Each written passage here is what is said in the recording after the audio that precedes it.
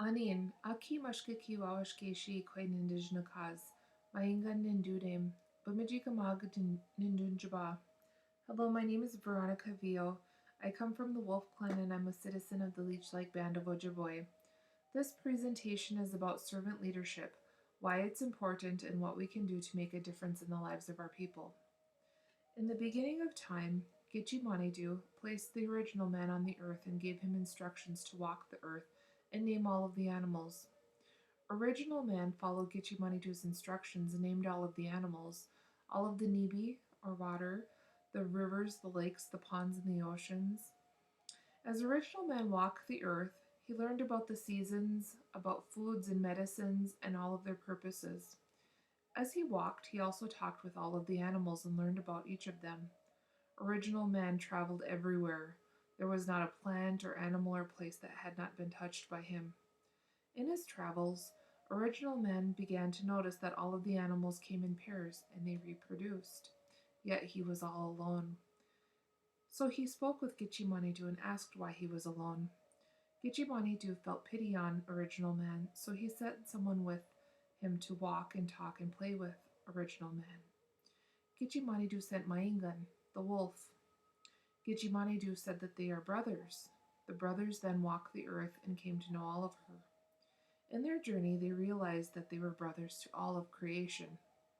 When they completed the task that Gitchimanidu asked of them, the Creator told them that they had to go their different ways, but said, "What shall happen to one of you will also happen to the other.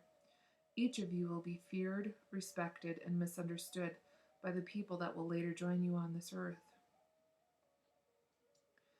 Servant leadership is about serving first. As Maingan and original man served each other and served Gitchimanidu, it begins with a natural feeling that one wants to serve and then to serve first. Then, a conscious choice brings one to aspire to lead. This person is not driven by power or the desire to accumulate possessions. As with the wolf and original man, they served Gitchimanidu and they each led each other until it was time for them to go their separate ways. Servant leaders have been described with the following characteristics: their ability to listen, have empathy, healing, awareness, persuasion, conceptualization, foresight, stewardship, commitment to people, and community building. Leaders who are listeners are able to truly hear their followers and have greater understanding of them. When we listen first, we serve others in the finest way possible. Being led by a servant leader makes people grow as a person. They become healthier, freer, wiser, more autonomous, and more likely to become servants themselves. The least privileged in society benefit or are not further deprived under servant leaders.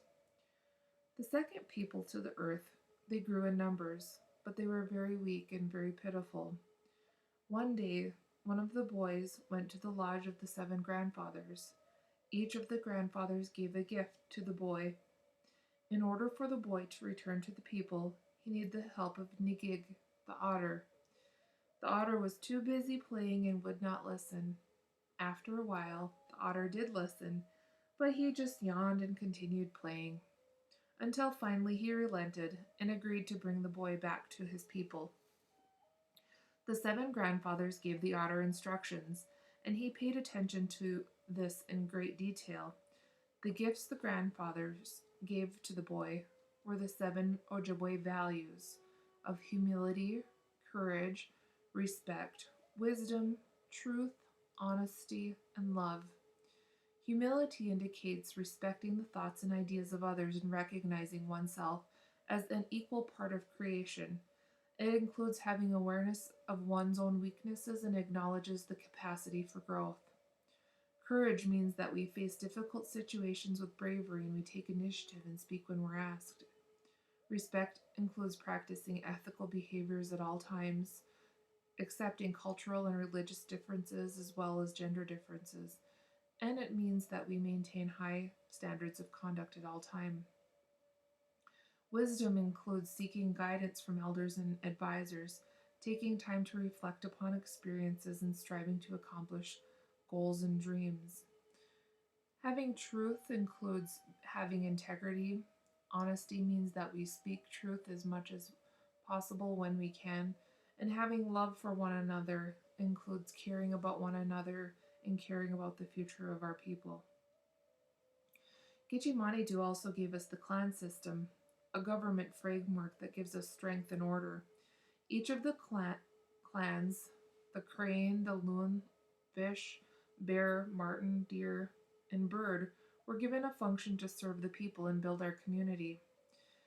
This applies to servant leadership and why servant leadership is important. Each of these clans were given roles. The roles of the crane and the loon were of chieftainship. They have the natural ability and quality for leadership.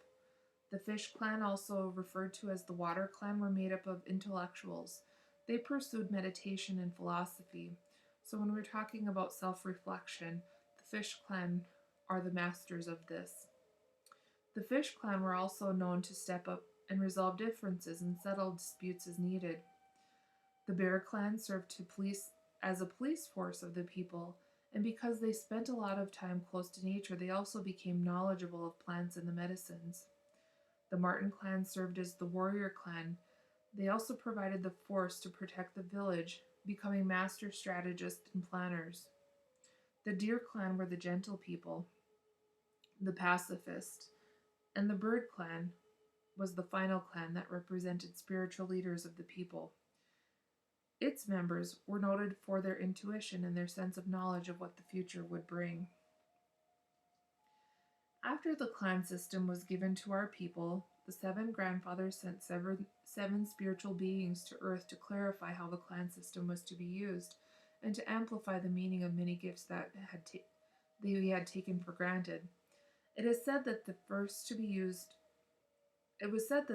five beings brought messages pertaining to the five senses of man: touch, smell, taste, hearing, and sight, and that the sixth brought teachings about intuition. In servant leadership, we could think of this as foresight. When the seventh being came, he told people that they may not be ready for what he had, and went back to the water from whence the grandfathers came. It is said that one day, when the time is right, he may return. So, how do we know who servant leaders are? Are they persons of character? Are they honest, trustworthy, authentic, and humble? Do they lead by conscience, not by ego? Are they filled with a depth of spirit and enthusiasm? Are they deeply committed to something beyond themselves? Do they put people first? A servant leader seeks to serve first, and then they aspire to lead. They are self-interested in helping others.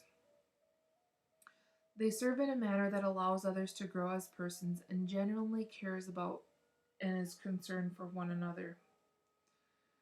Are they a skilled communicator? A true servant leader automatically responds to any problem by listening first. They seek first to understand, then to be understood. Are they compassionate collaborators? A servant leader knows that they are strengthening their relationship with others. They become stronger, as does the community. So they're all about community building. Do they have foresight? Servant leaders are visionary. They know how to access intuition and articulate their vision to inspire others, like our bird clan members would be. A servant leader thinks and acts strategically. So are they a systems thinker? Do they think like our clan system does? Like the Marten? Do they manage change effectively and balance the whole of the sum of all of the parts?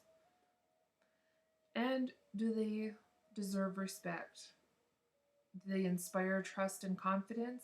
And do they establish quality standards for performance? When our clan system was in power, the Ojibwe suffered no famine, sickness, or epidemics. There was said to be no wars and very little violence in these days, when the clan system was strong. In the clan system was built in equal justice, voice, law, and order.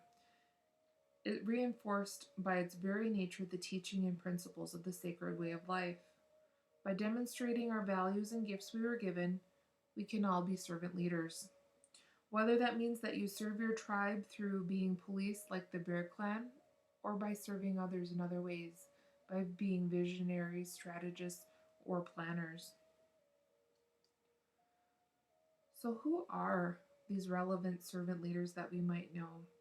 It could be our ancestors, like Chief Bug-O-Nagashig. Could be our Meday people, our grandmothers, our grandfathers. Also includes famous people like Martin Luther King Jr., Gandhi, Nelson Mandela, and there are servant leader companies including Starbucks and Zappos.com and the Container Store. In our teaching, Nigig, the otter, accompanied by the boy and a bundle from the seven grandfathers to return to the people, along the way they stopped a few times. At each of the stops, a spirit came and told the boys the meaning of the seven gifts they were given out of the vessel from the grandfathers. So to cherish knowledge is to know wisdom. To know love is to know peace. To honor all of creation is to have respect. Bravery is to face the foe with integrity. Honesty is facing a situation and to be brave. Humility is to know yourself as a sacred part of the creation, and truth is to know all of these things. The spirits taught the boy that for each of the gift there was an opposite, as evil is the opposite of good. Robert Greenleaf suggested that one should have unlimited liability for others. He meant that this was the way that we should have an attitude of love. By taking care of one another, by being good to one another, and following the rules of servant leadership, or by following the seven values of the Ojibwe, it shows our action of love. Knowing love, according to our teaching, is to know peace. Servant leadership starts with you. I hope that you use the tools of servant leadership to transform the way you live, love, and lead. Miigwech.